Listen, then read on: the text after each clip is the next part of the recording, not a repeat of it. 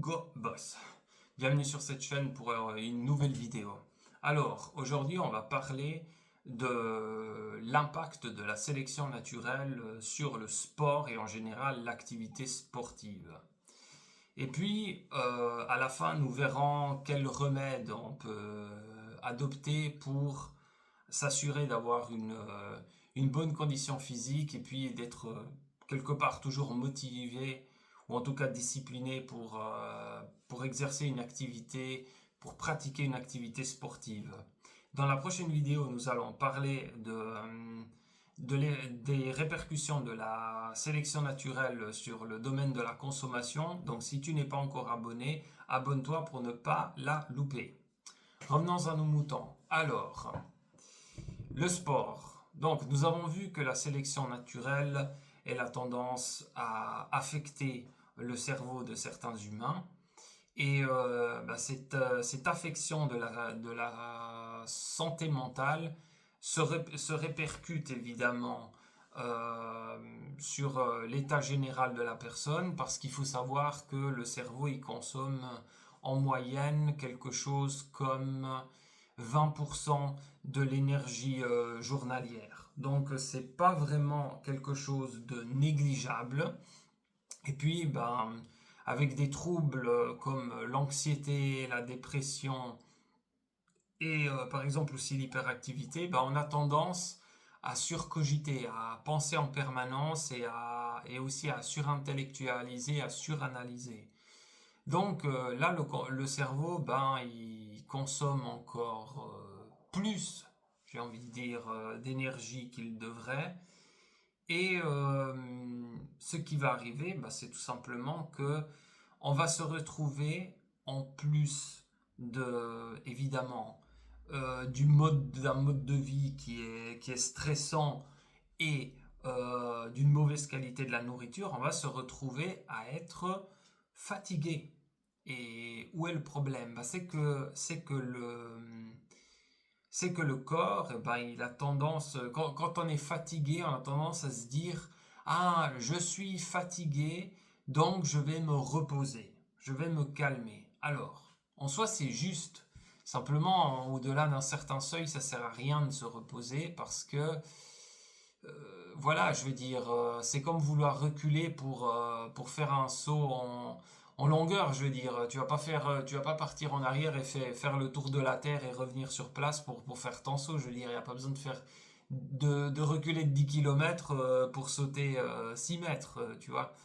Là, c'est la même chose. Simplement, on a tendance à pas tellement s'en rendre compte. Et puis, quand on est fatigué, on se met à prendre le téléphone ou bien les jeux vidéo ou l'ordinateur. On a tendance à se laisser aller par le divertissement. Et quand ce genre de choses arrive, eh bien, tout simplement, à un moment donné, on finit par se sédentariser. Et puis justement, la sédentarisation, elle est absolument néfaste pour le corps. Justement, c'est cette sédentarisation qui provoque l'apparition déjà du fameux syndrome métabolique, donc le BID, comme on l'appelle, qui est rien d'autre que le symptôme d'un dysfonctionnement hépatique du foie la plupart du temps. Et puis justement, il y a soit un œdème au niveau de l'eau dans les tissus, au niveau du péritoine, dans les cas, je dirais, les plus graves.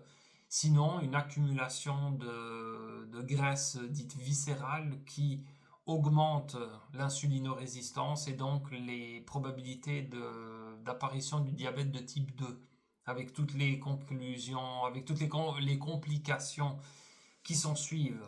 Donc voilà, la sédentarité, c'est un véritable fléau qui est très néfaste pour le corps. Et puis, justement, ça affecte encore négativement le cerveau aussi. Donc la boucle est bouclée. Maintenant, ce qu'on peut faire, c'est manger mieux. Ça, c'est clair, parce que manger, c'est la base. Je veux dire, c'est ce que vous introduisez dans votre corps qui vous donne votre niveau d'énergie. Si vous bouffez de la merde, vous allez avoir une énergie de merde. Donc ça c'est fondamental. Et puis, voilà, ma vidéo va être peut-être un petit peu plus courte aujourd'hui parce que j'ai un problème avec l'enregistrement aujourd'hui. J'ai déjà refait la vidéo pour la troisième fois, je ne sais pas trop ce qui se passe. Donc voilà, je tenais juste à faire passer l'info, c'est peut-être pour ça que je cours un peu plus vite aujourd'hui. Voilà, donc c'est ça quoi.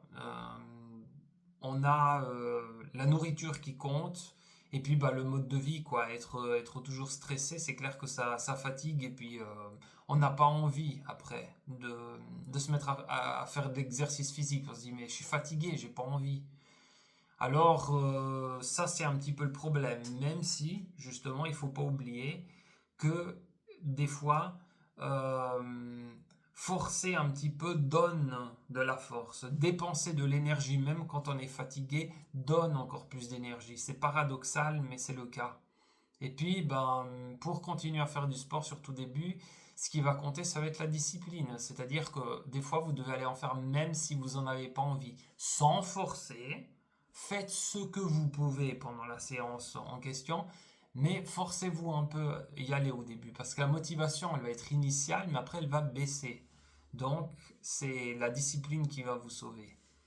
Mais en tout cas, voilà quoi. Ça c'était pour aujourd'hui. La vidéo sera un petit peu plus courte. Je vais voir un petit peu, peut-être un petit peu ce qui se passe. Et je ferai en sorte, voilà, d'être un peu, peut-être un petit peu plus calme demain, dans la prochaine. Mais en tout cas, voilà le message que je voulais faire passer. Voilà, si toi qui me regardes, t'as aimé la vidéo, ben like-la. Et n'oublie pas de la partager si ça peut intéresser quelqu'un. Sinon, bah, laisse-moi aussi un commentaire. Inscris-toi à la chaîne si tu ne l'as pas déjà fait. Et on se voit demain pour une nouvelle vidéo, toujours aussi impactante que celle-ci. À très bientôt.